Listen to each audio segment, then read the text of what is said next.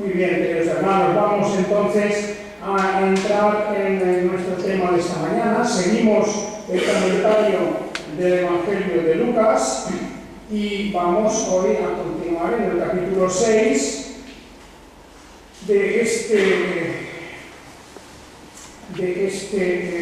Evangelio, en el capítulo 6 donde el domingo pasado tuvimos el tema de la cuestión de la observancia del día de reposo, el tema del sábado, según los judíos lo practicaban, y donde vimos aquella actitud de los fariseos, aquella intervención que tienen, aquella crítica que hacen a los discípulos del Señor Jesucristo con ocasión de verlos pasar por un campo, verlos como estaban cogiendo espigas, etc. ¿Os acordáis de todo este tema del domingo pasado?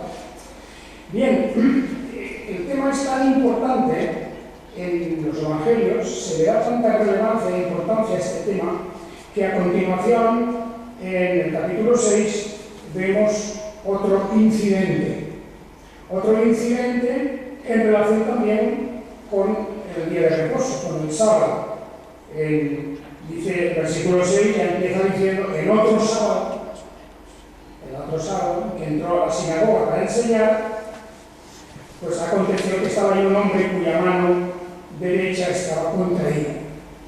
Bien, ahí tenemos pues este incidente que empieza, como vemos, a continuación del anterior y que nos presenta otra vez el tema del sábado. Bueno, no voy a insistir en todo lo que dije la semana pasada, porque ya lo hemos comentado muchas veces, como el sábado era, por supuesto, uno de los temas importantes en los 10 mandamientos, en la ley, y cómo hemos de interpretar realmente el mandamiento del Shabbat, del reposo, del cesar en el trabajo. Este mandamiento es un mandamiento que nos lleva a ese orden que Dios ha establecido para nuestra vida en cuanto a la relación trabajo-reposo, y que, pues, por lo tanto, lo hemos de tomar en ese sentido y respetar. No quiero que se interprete de ninguna manera que yo estoy diciendo que el día de reposo no tenga ningún valor o ninguna importancia, no es eso. Lo que sí digo es que la interpretación que los fariseos daban y que todavía hoy día muchos cristianos siguen dando, y esto es así, muchos cristianos, pues es una interpretación que unas veces se pasa de exagerada, de legalista, y otras veces no llega. A veces se interpreta también el día de reposo de una manera tan superficial, tan laxa y, al fin y al cabo, diríamos, tan impropia del espíritu de ese mandamiento, que puede constituir una transgresión. Lo que debemos de tener en cuenta es que el día en sí mismo es una cuestión relativa, porque en cada momento y en cada sitio puede ocurrir ese día de reposo que no coincida con otras partes de la tierra. Os ponía el ejemplo de cómo en Israel hoy los cristianos tienen que celebrar el día de reposo el sábado, porque esa es la fiesta nacional allí, ese es el día de reposo nacional, y como, sin embargo, en el resto del mundo pues lo hacemos el día siguiente, el domingo, pero además eso puede ir cambiando. Y hay momentos de la historia en que eso, por diversas circunstancias, pues ha sido distinto en cada lugar de la tierra. El día del reposo es un día que dedicamos a Dios, al culto a Dios, que dedicamos a las buenas obras, que dedicamos también a la familia, porque indudablemente una parte de nuestro ministerio y una parte de nuestra vida es la familia también. La familia no puede quedar al margen de todo esto, y muchas veces puede ocurrir que tan dedicados y tan intensamente estamos en las cosas de la Iglesia que olvidamos otros deberes que no podemos cumplir bien durante la semana. De manera que el día del reposo es un día especial, que podemos dedicar a cosas buenas. Una de ellas es el reposo o descanso físico. También, claro, porque el Señor principalmente pone un día que hemos de dedicarle a Él, pero que también está dedicado a nuestro propio reposo.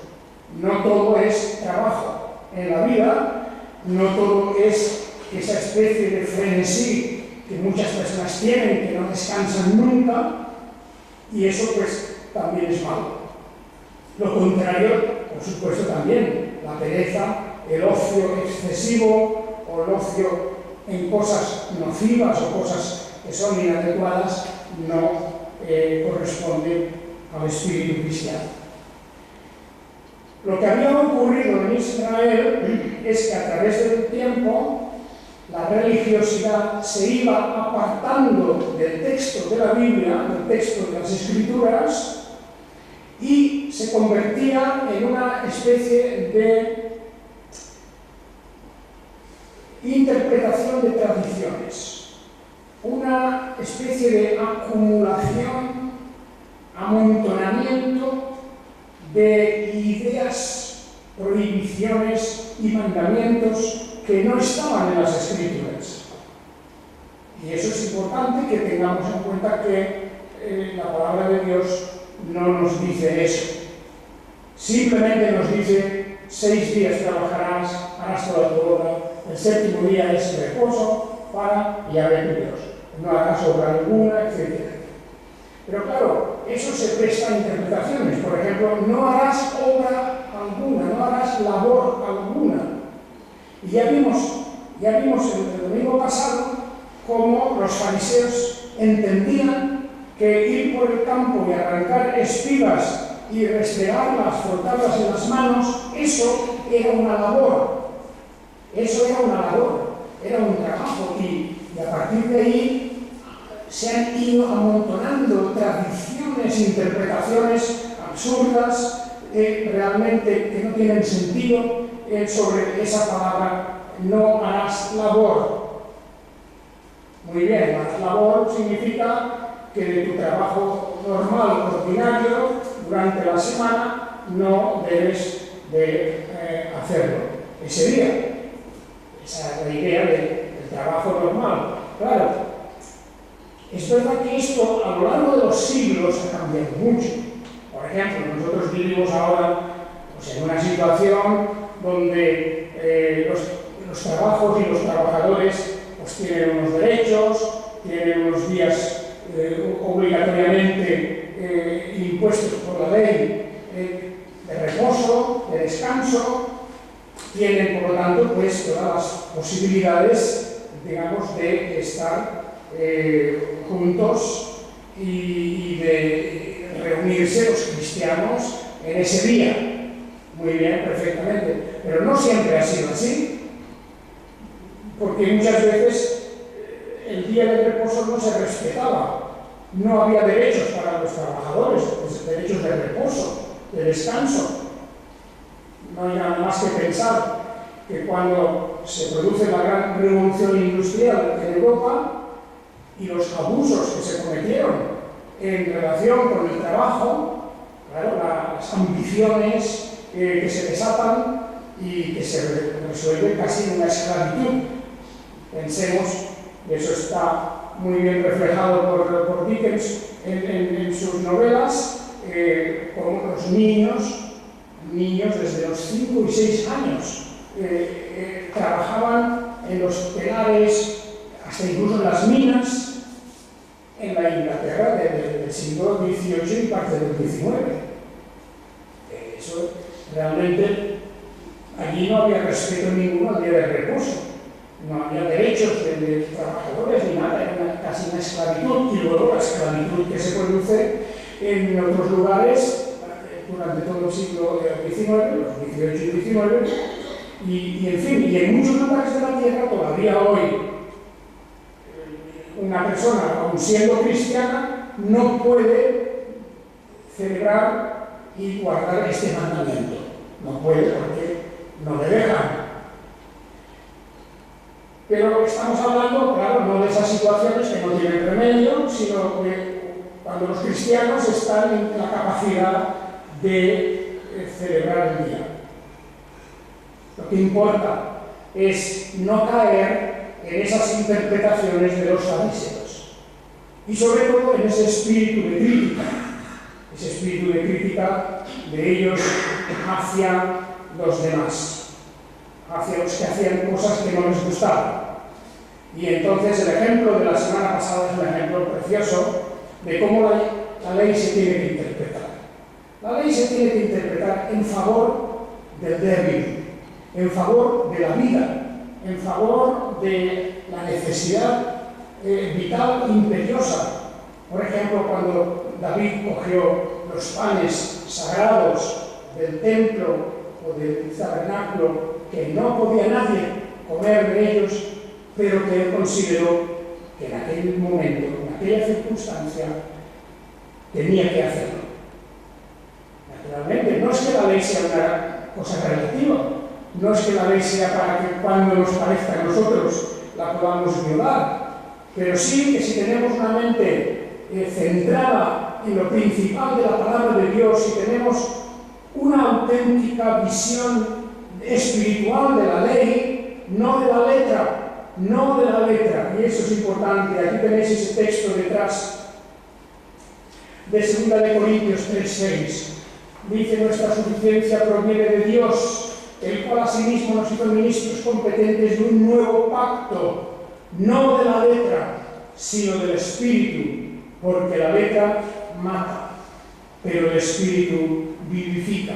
Ahí tenéis ese 2 de Corintios 3:6. ¿Qué verdad es esto? Y también cómo el apóstol Pablo señala la verdadera relación que tenemos y hemos de tener con la ley.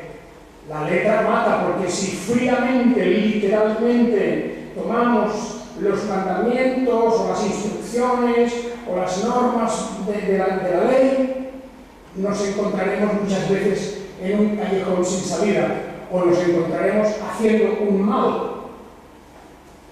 Si David hubiera interpretado al pie de la letra, habría dicho: aquí no come nadie, y aunque llevamos días huyendo sin comer, sin beber, y nos vienen persiguiendo detrás, pues es igual. La ley dice que no hay que comer esto y no hay que comer.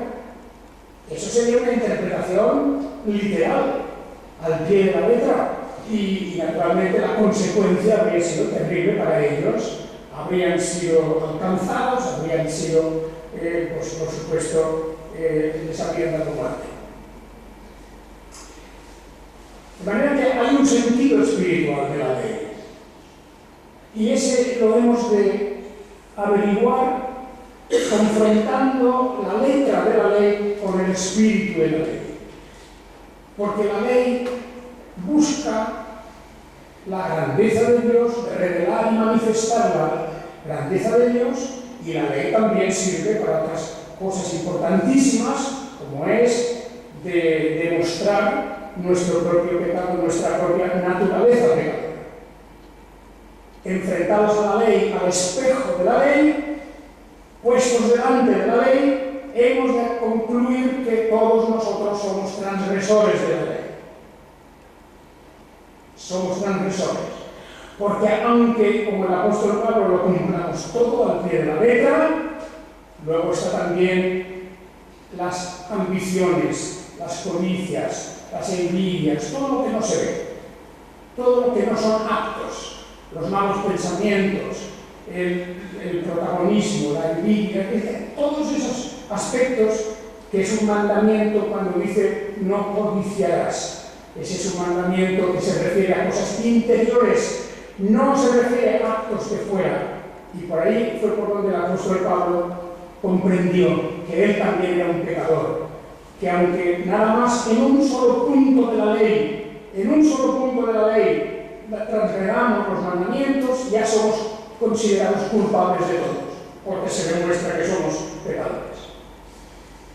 De manera que andar con ese espíritu diferente y no tener, como los fariseos tenían, esa actitud de condenación, de crítica, que ni siquiera estaba apoyada en las Escrituras, eran en sus tradiciones, porque era ridículo, en realidad era ridículo culpar a alguien de transgredir el mandamiento porque estaba arrancando espigas y estaba comiendo de ellas. Al sábado siguiente entró en la sinagoga, como tanto en un escenario diferente. El primer sábado de estos que nos cuenta aquí era en un campo, atravesando un sembrado. Pero este sábado siguiente fue en la sinagoga y entró allí para enseñar. De manera que esta es una de las ocasiones en que vemos que la autoridad de Jesús era reconocida en la sinagoga, primero que era capaz de leer las Escrituras. Para eso era necesario ser capaz de leer, que no todos, ni mucho menos, no todos podían leer las Escrituras. Él podía leer, se le reconocía ya una autoridad como maestro, y también no solo para leer, sino para explicar la Escritura. Ya vimos eso anteriormente en aquellas entrada en la sinagoga de Nazaret, por ejemplo, y también en la sinagoga de Cafarnaúm. Les enseñaba en los sábados, enseñaba, y se admiraban de su doctrina. Y en Nazaret, donde había sido criado, entró en la sinagoga y conforme a su costumbre se levantó a leer, porque era la sinagoga de su pueblo, de su pueblo donde se había criado y donde era bien conocido. Fijaos que por lo tanto ya su actitud y su actividad como maestro no era solamente para un grupo de personas, para sus discípulos aquí o allí, sino que él estaba enseñando en las sinagogas. Claro, ese era uno de los motivos por los que los fariseos estaban nerviosos, estaban preocupados y estaban llenos de ira porque las interpretaciones que Jesús daba no coincidían con sus interpretaciones. Así que hoy aquí en este pasaje de Lucas 6, versículo 6, vemos que Jesús entra en la sinagoga para enseñar. Y allí había, como hemos oído, un hombre con su mano derecha contraída. Algún tipo de parálisis, cualquier cosa que hubiera producido ese mal que tenía en su mano. A primera vista, fijaos que no era una de las dolencias más graves con las que Jesús se enfrenta, porque Jesús a veces lo veremos resucitando a una persona que ha muerto, caso de Lázaro, lo veremos curando a un leproso, más grave en aquel tiempo que esto, o a un ciego, o a un sordo, mudo, etc. Todos estos casos eran aún incluso más graves. De manera que no siempre la actividad de Jesús de sanar a una persona tenía que ver con la gravedad de su enfermedad. Quiero decir que no forzosamente iba a buscar a los más graves o a las personas que tenían dolencias imposibles de curar o que llevaban a la muerte. Este hombre tenía la mano derecha contraída, pero bueno, dentro de todo, pues su salud debía de ser bastante normal, y podía vivir, y ver, y andar, y coger cosas con la otra mano, porque la actividad de Jesús de sanar, de curar, no estaba destinada a resolver los problemas de todos los enfermos. Estaba destinada a realzar su propia gloria, a realzar su autoridad, su poder y también su bondad, indudablemente que sí. Pero este caso es un caso que a primera vista parece leve, pero que en el fondo él llevaba un propósito muy concreto, porque aquel día era sábado. No era una curación en el segundo día o tercer día o cuarto día de la semana, sino en el día de reposo. Y estando allí en la sinagoga enseñando, los fariseos observaban y todos se habían dado cuenta de la situación. Allí había un hombre enfermo, un hombre con un defecto, con una situación de parálisis, y por otro lado estaba Jesús allí enseñando y era un sábado. Y dice que los escribas y los fariseos, versículo 7, lo observaban atentamente por si acaso sanaba en el sábado, para hallar de qué acusar. Claro, vosotros podéis imaginar la maldad de corazón que hace falta tener para poner por delante una interpretación del día de reposo a la necesidad de curación de un pobre hombre. Claro, seguramente los fariseos pensaban, también podía haberlo curado ayer, también puede curarlo mañana, pero no hoy, porque hoy es el día sagrado, no se puede hacer nada.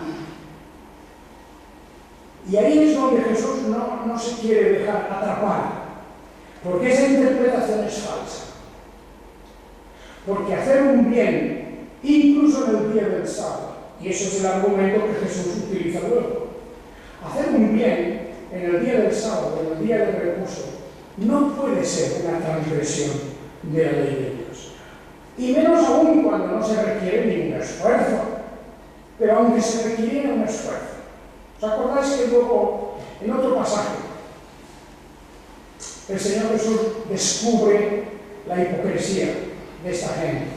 Cuando les dice, y si en el día del reposo el asno de uno de vosotros se cae en un hoyo, ¿no iréis a sacarlo? Por lo cual se cae, claro, porque dejar a un asno que se puede haber roto una pata, que se puede haber herido de alguna forma, o que todo 24 horas o tantas horas allí metido, podría ser que hasta muriese. Y un asno era como el tractor de mi vida, ¿verdad? Para aquella gente que trabajaba en el campo, que dependía de estos animales. Hombre, ¿cómo van a dejar en el hoyo a ese animal que podrían perderlo, que valía mucho dinero, que les sea necesario? Y por eso los mismos fariseos, todos ellos, si eso les ocurría, y Jesús lo tenía que haber visto, él sabía que eso lo habían hecho.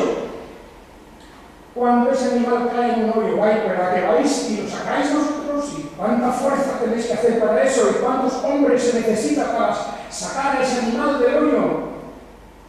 Pues si vosotros hacéis eso, ¿no será también lícito hacer el bien, curar, sanar o cualquier otra cosa que sea necesaria en el día de reposo?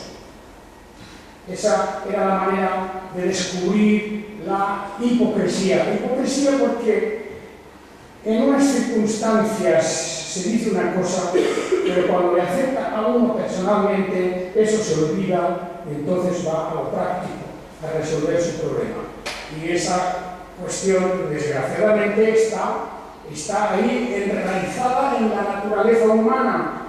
La hipocresía, por desgracia, es algo que va naturalmente envuelto en el pecado.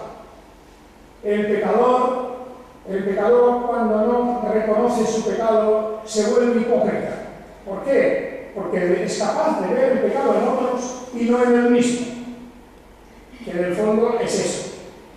Es una especie de doble personalidad. Para unos una medida, para otros otra medida. Eso es la falsedad y la hipocresía y el engaño del corazón humano.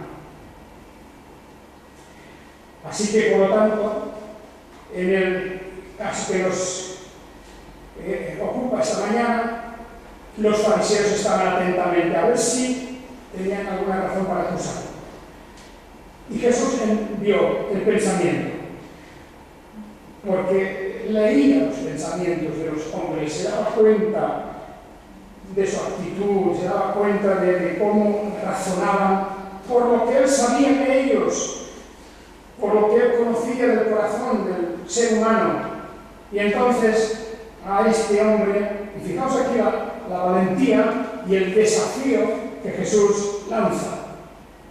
En una sinagoga, el día de reposo, rodeado de fariseos y de otros parecidos a ellos, escribas también, los doctores de la ley, a todos estos los desafía. Abiertamente aquí hay un desafío de Jesús, porque él se acerca al hombre y le dice: levántate y ponte en medio. Fijaos, esto no lo hace disimuladamente, porque es verdad, él quería dar una lección, quería dar un ejemplo. Ponte en medio, dice. Y entonces, antes de actuar, Jesús les hace una pregunta, les lanza una pregunta, para que luego no puedan responder. Es una pregunta fundamental y básica, que es a lo que antes decíamos, a lo que se refiere la verdadera interpretación de la ley. ¿Es lícito en el sábado hacer el bien o hacer el mal? ¿Salvar una vida o destruirla? Esa es la pregunta. Claro, es una pregunta en la que se encuentran que no pueden responder, porque si dicen en sábado es lícito hacer el bien, no pueden criticar que Jesús sane a aquella persona. Pero si dicen hacer el mal, tampoco. Salvar una vida o destruirla. No pueden decir tampoco eso. No pueden decir que sea lícito destruir la vida. O hacer algo semejante como es ignorar la desgracia, ignorar el peligro. No pueden contestar. Y se quedan mudos. Y mirándolos a todos alrededor, le dijo a este hombre: extiende tu mano. Y él lo hizo, y su mano fue restaurada. Bien, ahí tenía esa mano agarrotada o parte del brazo, como sea, y en ese momento Jesús está dando una lección. El sábado, el día de reposo, no está para ignorar las necesidades o para dejar de hacer el bien. El día de reposo no está de ninguna manera para pasar por alto el sufrimiento humano o los problemas que la gente tiene, porque el día de reposo es como todos los otros días. Hay un mandamiento que dice: amarás a tu prójimo como a ti mismo. Como a ti mismo, por tanto, igual que tú te preocupas de ti mismo en día de sábado o como sea, porque si tienes un problema lo resolverás, por mucho trabajo que tengas que hacer, pues hazlo también con tu prójimo. Y esa manera de argumentar, porque era la manera de ir a la base y al fundamento mismo de la ley de Dios. La ley de Dios se resume en el mandamiento del amor: amarás a tu prójimo como a ti mismo. Y hasta que eso no lo entendamos bien, hasta que no consideremos eso bien, pues realmente no tenemos un sentido grande de lo que es nuestra condición de cristianos.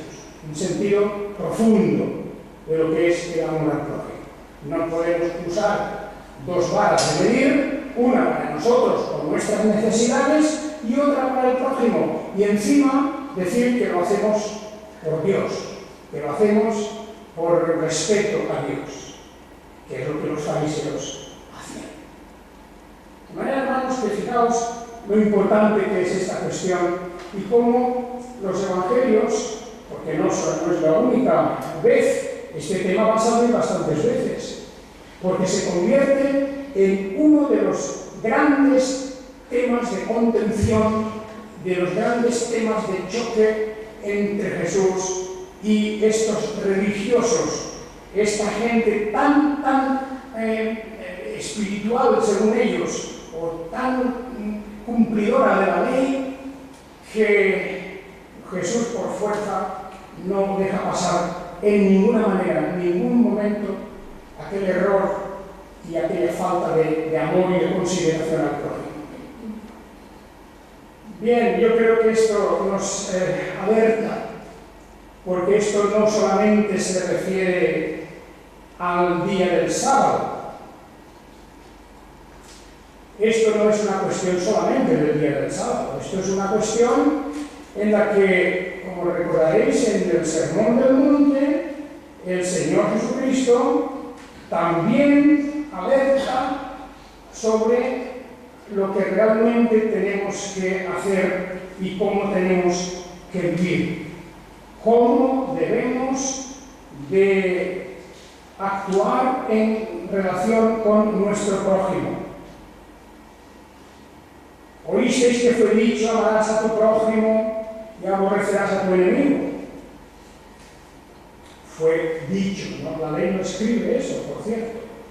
En la ley no está escrito: amarás a tu prójimo y aborrecerás a tu enemigo. Eso era una interpretación que los judíos habían ido poco a poco elaborando, en que veían que el prójimo para ellos era solamente su propio pueblo, sus amigos, y el enemigo eran todos los demás de fuera, los que no eran judíos, y la idea es que de esa forma se tenía que actuar.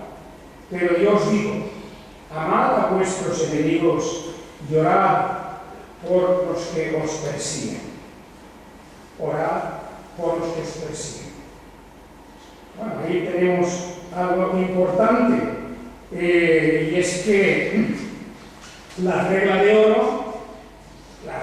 oro que tenemos en el Evangelio mismo de Lucas, luego más adelante, en este capítulo 6. En este capítulo 6 de Lucas, ya llegaremos a comentarlo más en detalle en el versículo 27, pero a vosotros los que estáis oyendo digo: amad a vuestros enemigos, haced bien a los que os aborrecen, bendecid a los que os maldicen, orad por los que os maltratan. Al que te hiere la mejilla, preséntale también la otra, y al que te quita el manto, no le impides tomar también la túnica. Todo el que te pide, dale, y al que te quite lo tuyo no se lo reclames, y conforme deseáis que os hagan los hombres, hacedles igualmente. Bien, eso es una de las reglas más complicadas y duras, difíciles, choca muchas veces con nuestros sentidos de todo, de los derechos, de propiedad, de muchas cosas, y tampoco es una interpretación a la que debemos de dar para ceder absolutamente ante la injusticia. Eso también es cierto, que la Biblia reconoce un derecho nuestro a la defensa, pero la idea fundamental viene en el último texto cuando dice: conforme deseáis que os hagan los hombres, hacedles igualmente, porque la iniciativa depende entonces de nosotros. Eso es lo que aquí se está también debatiendo. Tengamos, digamos, esa postura en relación con el prójimo, que es la que quisiéramos para nosotros mismos. Y bien, terminaremos diciendo: Jesús hizo lo que tenía que hacer, nos miró a todos, extiende tu mano, y su mano fue restaurada. Y ellos no se alegraron, porque esta clase de persona no se alegra del bien de los otros, no se alegra de la buena condición de los demás. Se llenaron de ira y discutían unos con otros lo que pudieran hacer a Jesús. Ya aparece aquí la amenaza. Ya los fariseos, al poco tiempo de Jesús demostrar su verdadero espíritu de interpretación de la ley diferente a la de ellos, ya empiezan a confabularse y empiezan a preparar todo lo que va a llevar en un tiempo bastante largo, al final hasta el juicio, hasta la cruz, hasta la muerte y la ejecución de Jesús. Por el odio que despierta esa interpretación de la ley. Básicamente esa es la razón. O sea, es una cuestión de ideología. Fijaos, porque eso lo vivimos hoy en el mundo todavía. Hay ideologías anticristianas que intentan de alguna manera destruir los principios de la fe cristiana. Está claro los días que vivimos hoy, del materialismo, del secularismo, del afán de destruir todo lo que sea religioso, porque les molesta, y como es una ideología, las ideologías que se tratan de imponer sobre los demás, negando la libertad de cada uno a creer y actuar como quiera, pues claro, hay que destruir al enemigo de alguna forma.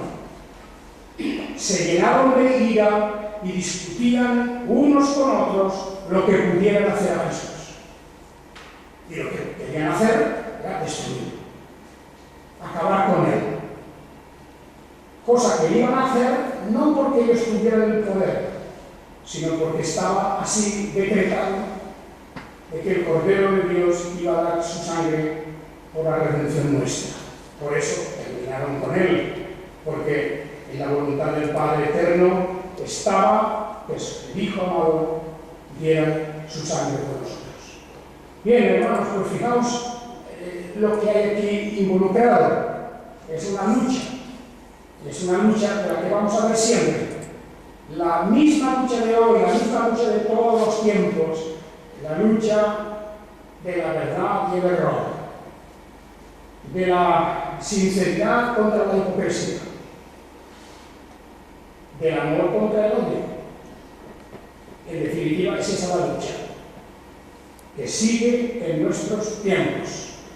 Y eso tenemos que abrir los ojos para verlo, para no confundirlo con otras cosas. En el fondo, siempre lo mismo. Haga el Señor que nuestra mente, nuestro corazón esté siempre alerta para comprender que estamos en esa lucha siempre. Que el Señor os bendiga. Amén.